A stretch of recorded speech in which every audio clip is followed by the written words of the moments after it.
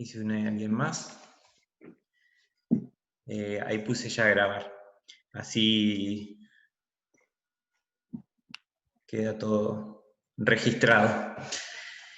Bueno, buenas tardes, ¿cómo andan? Mi nombre es Patricio Ceboli, soy el instructor del área de gastronomía del Centro de Formación Profesional. Sigue entrando gente. Esperemos 2 segunditos.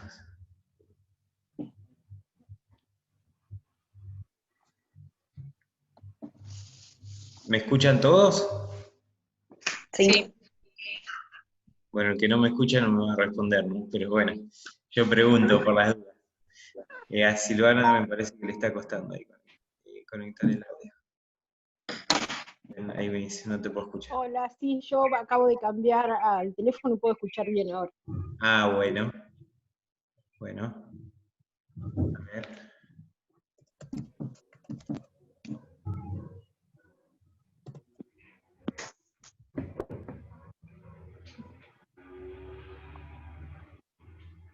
A ver si... Bueno, arrancamos. Seguramente los que tienen celular vieron cómo es, que cuando se conectan desde el celular tocan el micrófono y les sale una nubecita blanca. Cuando tocan ahí, Hola. se conectan. Hola Silvana, ¿ahí escuchás? Ah, sí, ahí te escucho, ahí te escucho. Bien. Bueno, me presento, mi nombre es Patricio Ceboli, yo soy el instructor del área de gastronomía. En este caso vamos a dar un curso de buffet. Buffet es un módulo dentro de un curso grande que es de cocinero, que abarca varios módulos. Muchos ya hicieron un módulo que es de elaboraciones de cocina. Y bueno, si bien cada módulo tiene una certificación concreta, al finalizar varios de estos módulos, que la idea es que se vayan planificando varios de estos módulos, al finalizar van a tener un certificado más amplio, con toda la cantidad o carga horaria de todos los cursos, que es el de cocinero. ¿Y qué abarca en este curso de cocinero? Abarca un curso de panadería, un curso de elaboraciones de cocina, este de buffet, uno de pastelería, me estoy olvidando de uno o dos más. Entonces, bueno, dentro de esos módulos, este año eligieron en la planificación que se dé el curso de buffet. Muchos se preguntan, bueno, arrancamos un curso de cocina ahora, dice, bueno, de buffet arranco el curso, no sé qué es, me preguntaron mucho qué es, cocina dulce o salada. Bueno, buffet en realidad es un modo de servicio. Viene del francés, que significa como aparador. ¿Vieron el aparador ese donde se juntan generalmente la vajilla? Bueno, ¿por qué? Porque es un modo de servicio en el cual se sirve todo en mesa, ¿no? Entonces,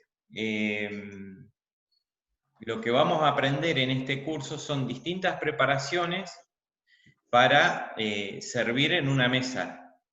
¿Qué puede ser?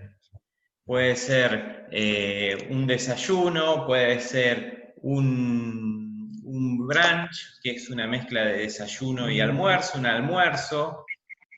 Puede ser un coffee break, que significa un corte de un servicio de café en una reunión. Entonces es bastante amplio.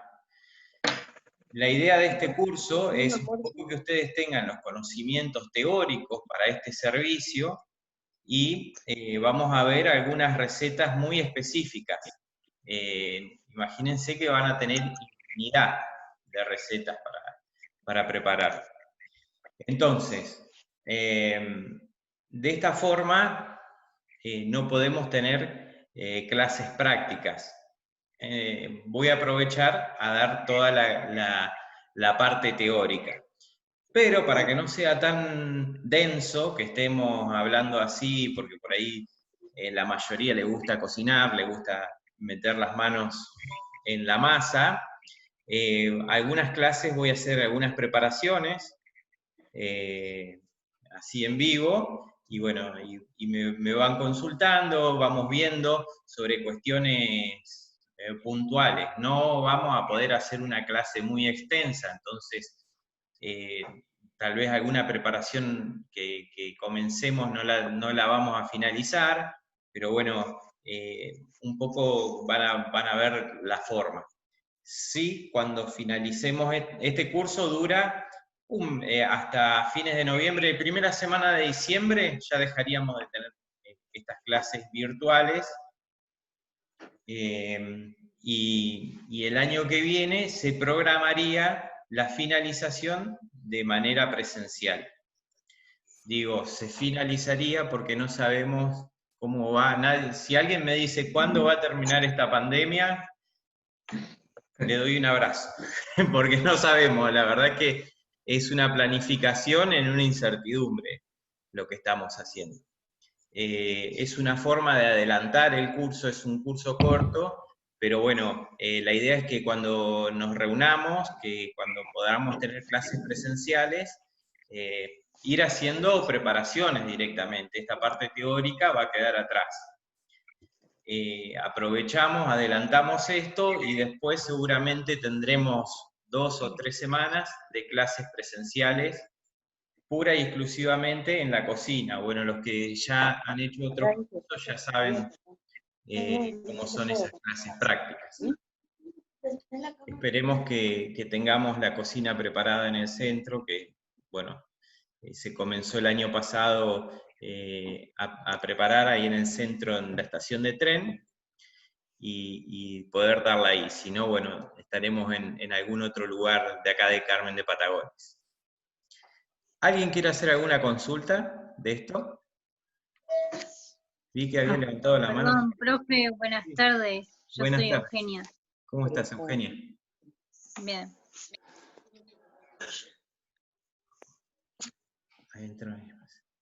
Bueno, dentro de esto, de este marco teórico, lo que voy a hablar clase por clase, les voy a pasar un pequeño práctico.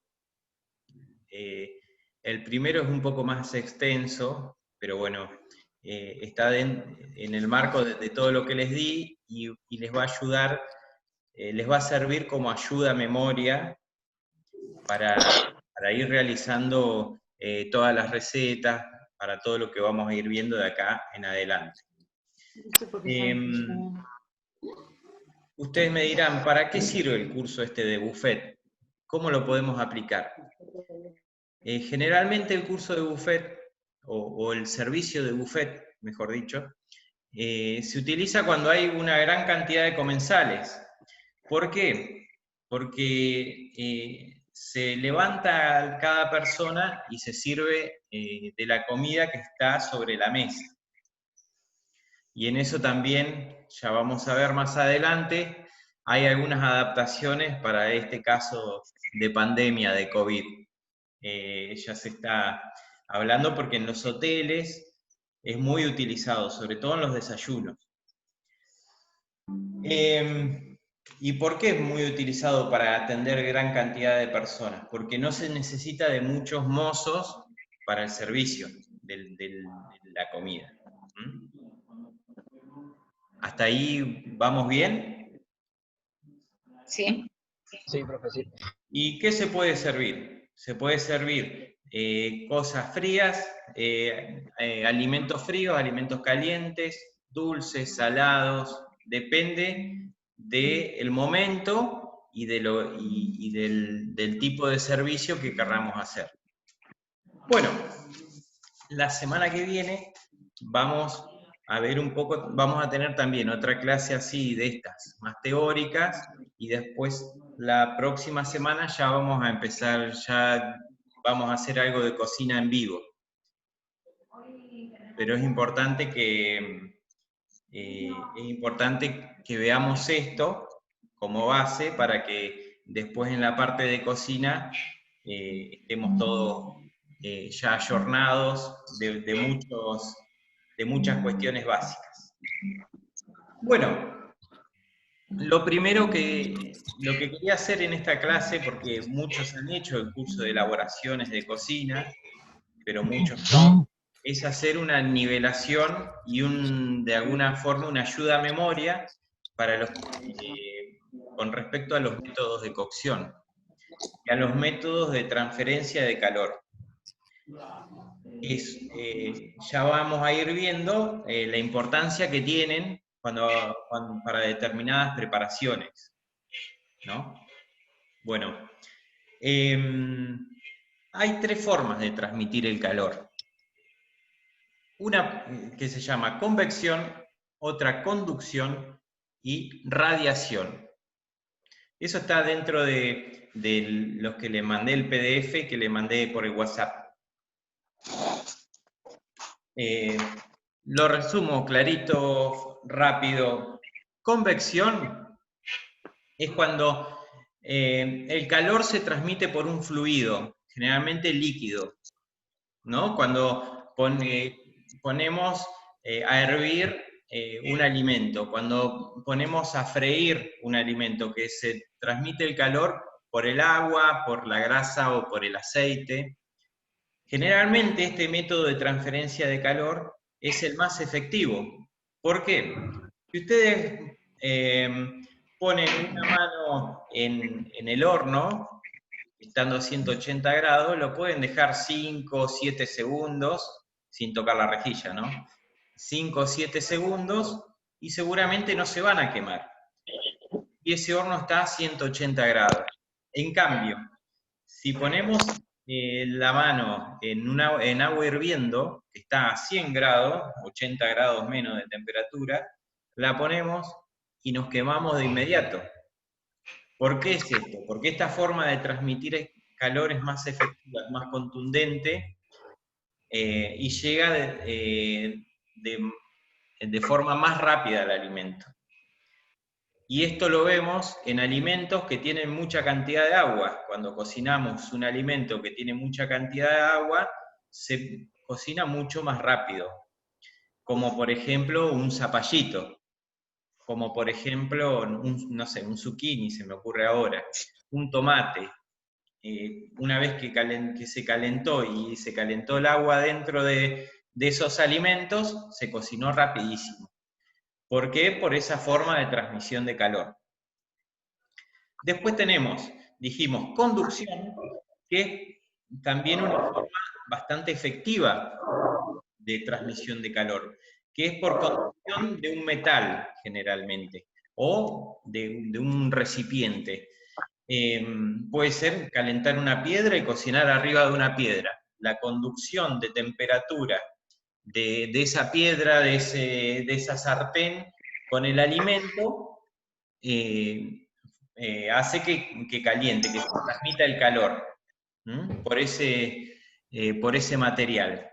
¿Qué pasa con este método? Tenemos solamente la transmisión de calor por ese contacto, entonces la parte que está por arriba del alimento no se va a calentar de la misma forma, por eso no es tan efectivo como el de convección.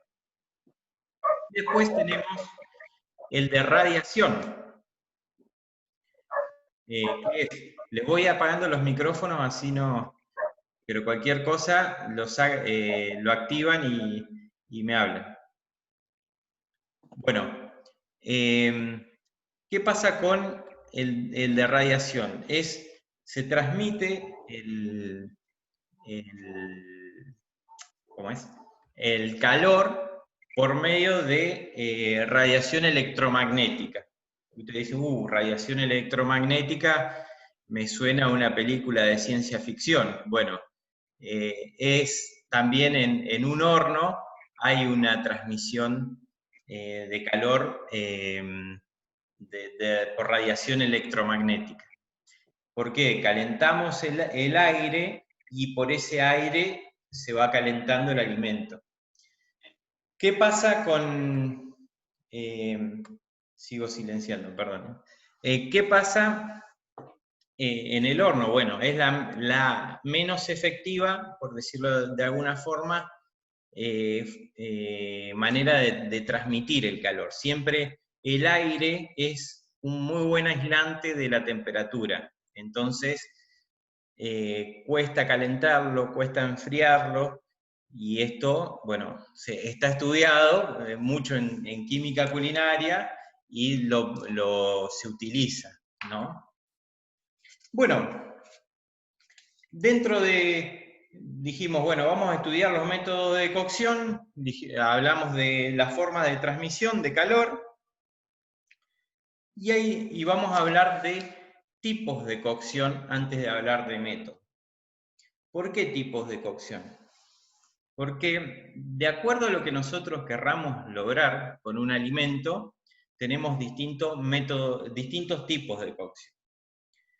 Por expansión, ¿qué quiere decir? Que yo quiero extraer a un alimento, quiero extraerle los sabores, como por ejemplo puede pasar cuando hacemos un caldo, que decimos, bueno, yo quiero que el sabor quede en el agua, quiero hacer un caldo, entonces, ¿cómo lo voy a hacer? Bueno, lo voy a empezar a cocinar desde una temperatura muy baja, desde agua fría, por ejemplo. Entonces, ponemos, no sé, cebollas, zapallo, zanahoria, unas carcasas de pollo, ponemos agua fría y empezamos a calentarlo. Y desde esa forma va a empezar a expandirse y va a quedar el sabor en el agua, se va a ir formando el caldo ese que nos va a servir para cocinar. Pero también hay veces que no queremos que se vaya el sabor de los alimentos. Entonces, tenemos que usar un tipo de cocción que concentre los sabores. Por ejemplo, decimos, bueno, quiero cocinar una carne, pero quiero que se mantengan los jugos. Entonces, ¿qué hago? Bueno, la sello. ¿Qué es sellarla? La ponemos en una sartén que decimos que tenga que le dé un calor fuerte. Eso va a producir una reacción que se llama reacción de Maillard, y el azúcar de la carne esta va a formar una costra. ¿Vieron cuando hacen una carne a la plancha? Que queda esa costra.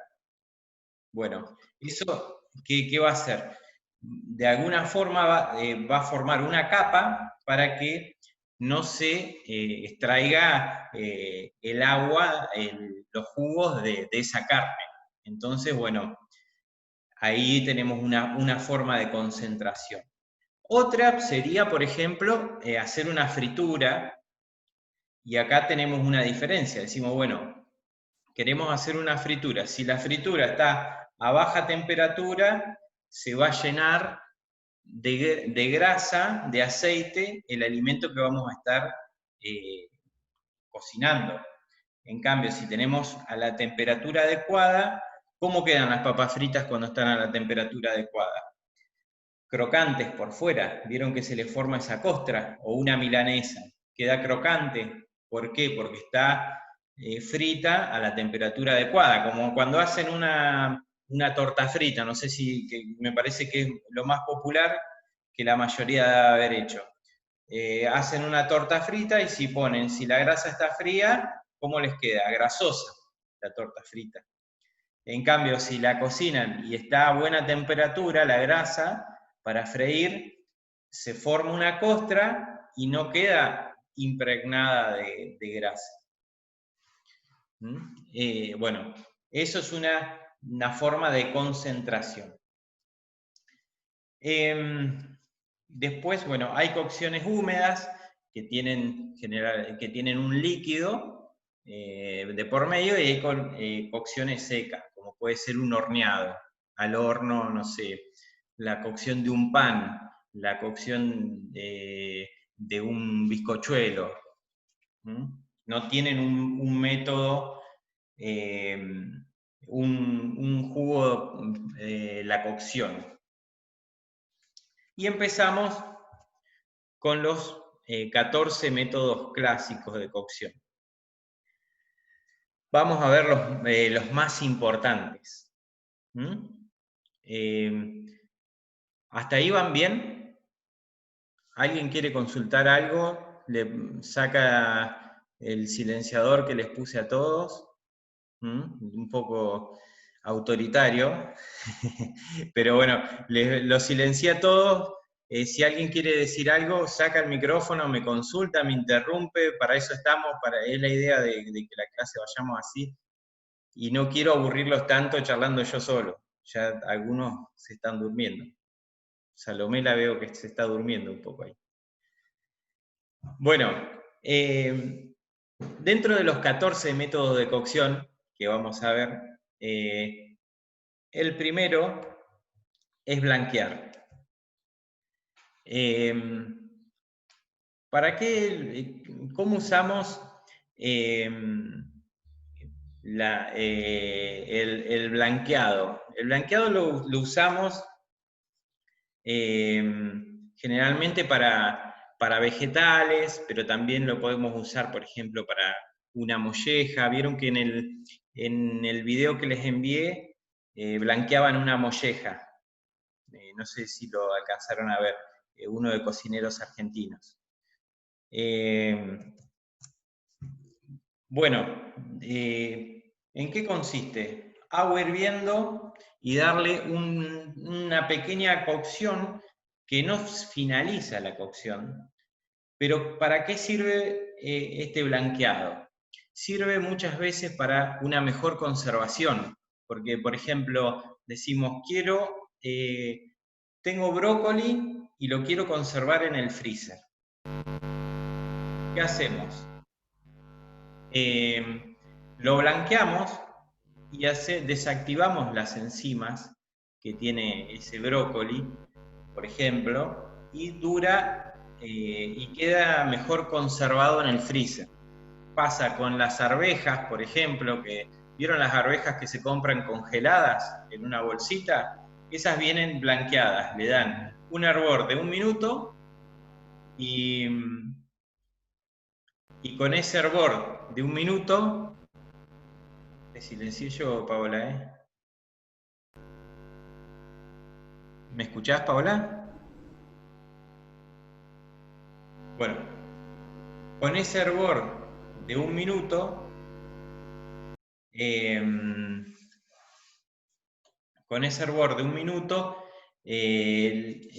hace un proceso por el cual inhibe la activación de enzimas y se conserva mucho mejor en el freezer. Por darle un ejemplo, ya lo vamos a ir viendo después, a medida que vayamos cocinando, vamos a ir teniendo esta práctica, ¿no? Vamos a ir aplicando. Yo a medida que vayamos cocinando, a medida que vayamos teniendo recetas, lo vamos a ir aplicando. Entonces decimos, bueno, si tenemos por... ¿cómo es la transferencia de calor de este método? La transferencia de calor por este método sería de convección, porque tiene es por un líquido, por un medio líquido, el cual hace la transferencia de calor. ¿Y qué tipo de cocción sería? Por concentración, porque está el agua hirviendo, está caliente, hasta 140 grados puede llegar si lo ponemos con presión. Entonces,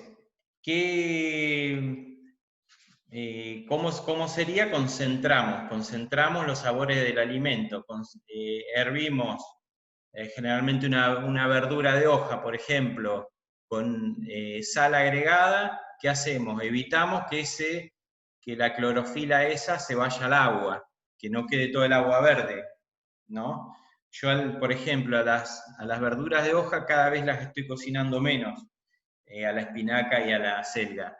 O las limpio bien y las hago directamente salteadas, o le doy una cocción directamente a la plancha, o ya prácticamente lo máximo que hago es darle, para conservarlo en el freezer, un blanqueamiento, 1 minuto de cocción y lo saco. Y de esa forma lo pueden conservar bien en freezer. Si ponen la hoja entera en el freezer, ¿qué es lo que pasa? Tiene tanta cantidad de agua que se cristaliza y se rompe en toda la hoja y se echa a perder. Entonces, para este método sería importante para la conservación utilizar este método. Bueno, después tenemos hervir. Y me dicen, ¿qué diferencia hay entre hervir y blanquear? Bueno, hervir, dijimos que cuando blanqueábamos le dábamos una pequeña cocción de 1 minuto, ¿no? En cambio, hervir sería cocinarlo en abundante agua, en abundante líquido, durante un tiempo más prolongado hasta finalizar la cocción. Por ejemplo, para sacarle a un tomate la piel, usamos el blanqueamiento. Marcamos una cruz de la parte de atrás, lo ponemos 1 minuto y cuando se empieza a desprender la piel, lo sacamos, cortamos la cocción esa y se desprende solo la piel. Pero si lo dejamos, este tomate, hirviendo por mucho tiempo, ¿qué se va a formar? Una salsa de tomate. Para que tengan una referencia de la diferencia de estos dos métodos. Bueno, después tenemos cocción al vapor. En la cocción al vapor, ¿cómo se realiza? Con el vapor resultante del agua hirviendo, ponemos pues arriba los alimentos y se van cocinando. Si vamos a cocinar alimentos que tienen distinta temperatura de cocción, por ejemplo, si ponemos una zanahoria y un zapallito, vamos a poner por debajo la zanahoria, la parte de arriba un zapallito que se cocina mucho más rápido. Tenemos que ir teniendo esas escalas. Bueno, hay distintos tipos de cocción por vapor. Hay compresión, la presión hace que se pueda elevar más la temperatura y esto hace que se cocine mucho más rápido. Después tenemos el pocheado, que también decimos, bueno, como en el pocheado también incluye agua, pero ¿cuál es la diferencia? Que tanto para hervir como para blanquear, el agua está a borbotones, está caliente, para pochear también, pero está a 100 grados o más, si le aplicamos presión.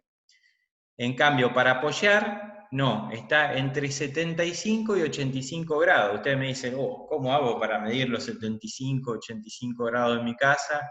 Bueno, hay termómetros de repostería. Y van a decir, esto cómo se usa, se está usando un montón en la cocina hoy en día. Porque hay por ejemplo, para un servicio de buffet, se cortan las distintas, no sé, chuletas de cordero. ¿Vieron cómo queda cuando hacen las chuletas de cordero? Que hacen las costillas, las limpian y las dejan con una bolsa, no me sale la palabra, cuando le sacan cuando le extraen el aire. Al vacío, las envasan al vacío. Vienen unas envasadoras al vacío y las cocinan en un pocheado, que vienen unos grandes hornos que mantienen la temperatura del agua entre 75 y 85 grados. Entonces se cocina ahí, no pierde jugos, porque al estar envasado al vacío no va a perder los jugos, la carne, y se va a cocinar a una temperatura baja. ¿Qué pasa? Lo sacan, no se va a dorar nada. Al momento de servirlo, lo ponen en planchas, lo hacen vuelta y vuelta, le producen la reacción de Maillard, esta costra, y les queda una carne jugosa y súper tierna. Bueno, eso es ¿por qué? Porque los cocineros aprendieron los métodos de cocción esto. Es un poco pesado de aprender, pero es una parte fundamental para que después ustedes lo puedan aplicar estos conocimientos a la hora de ponerse a preparar una receta. Es decir, ¿qué es lo que quiero lograr? Bueno, yo quiero que esta cebolla quede dorada. Si quiero que quede dorada, ¿cómo lo tengo que cocinar? Y con un método de cocción que esté a fuego fuerte, para que se haga la reacción de Maillard, se forme esa costra y se dore. Si quiero que se haga una compota de cebolla, ¿cómo lo voy a hacer? Y con una cocción más lenta, que se extraigan los jugos de esa cebolla y que se cocinen más lento. Bueno, después tenemos dentro del pocheado un método de cocción indirecto. Hay uno directo, que es cuando está en contacto con el agua, que es este que explicaba, y uno indirecto, que se usa muchísimo en el buffet, que es el baño María, ¿no? En el baño María, la mayoría de la gente que calienta baño María en su casa, todo el que no tuvo microondas, alguna vez calentó un guiso a baño María, vieron el domingo a la noche las pastas que quedan por ahí, bueno, ¿y qué es lo que la mayoría hace o hacía? Ponía la olla a hervir con agua casi hasta el tope, ponía el bowl en el que iban a calentar la comida y lo dejaban en contacto el bowl con el agua, ¿no? Y ahí con el agua hirviendo iba calentando el bowl y por conducción se va calentando la comida, por esa forma de transferencia de calor. En este caso, para que el baño María sea eficiente, el agua no tiene que tocar el bowl, sino que el vapor mismo es el que va a ir calentando el bowl en donde vayan a calentar la comida. En el buffet hay una herramienta que se llama rechaux, que es una especie de baño María, que seguramente lo han visto en alguna roticería que han ido a comprar, vieron que está la comida, la sirven caliente, que tienen esas fuentes que las van poniendo y están a baño María. Bueno, se usa mucho en el buffet esos rechaux. Generalmente en los buffets, en los servicios de hoteles, tienen tapa para que se vaya conservando toda la comida caliente. Y bueno, y se utiliza este método de cocción. ¿Qué quiere decir? Que mientras esté ahí, también sigue la cocción. Entonces, si está en contacto con el agua, mientras tenemos el alimento ahí, se va a calentar más rápido y se le va a pasar la comida mucho más rápido. En cambio, si está en contacto con el vapor, es más estable el calor y no es tan fuerte. O sea que va a perdurar más tiempo la comida ahí para el servicio, no se va a seguir cocinando, no se va a pasar tan rápido. Bueno, después del pocheado tenemos 2 minutos.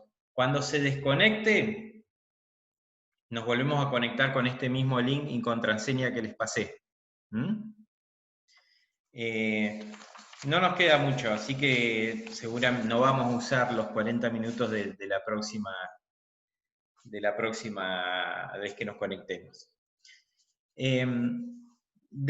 También tenemos, dentro de los métodos de cocción, la fritura.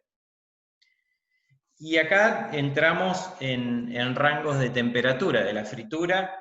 Es la cocción mediante un medio graso, puede ser un aceite, una grasa, de un alimento. Y de acuerdo al alimento, a la forma también del alimento que vamos a freír, van a ser las temperaturas. Y yo acá pongo un ejemplo de cómo se realizan las cocciones de las papas fritas, que es fundamental para los buffets y para muchos en la casa también, ¿no? La mejor cocción de las papas fritas, que esto está estudiado, no es que os estoy chamullando, o que me dijo mi abuela, no, la mejor cocción de las papas fritas se realiza primero una cocción a 170 grados, que en esa parte se va a cocinar por dentro, ¿no? En los restaurantes se dicen marcar las papas fritas, 170, 160 grados. Una vez que están cocidas, se retiran esas papas fritas y se dejan en algún escurridor de ese aceite, un papel de cocina, bueno, el lugar donde lo tengan reservado. En el momento en el que piden que salgan las papas fritas, el comensal, ustedes ya las tienen cocidas, entonces tienen que tener el aceite a 200 grados, que es el límite de humeo, o sea, si lo dejan más tiempo humea y se les estropea el aceite, pero si lo tienen por debajo de eso se conserva más tiempo, y lo ponen a esa temperatura al momento del servicio. ¿Y qué va a hacer? Como va a estar a mayor temperatura, va a tener una concentración la papa frita y se va a dorar. ¿Qué es lo que queremos? Que esté una papa frita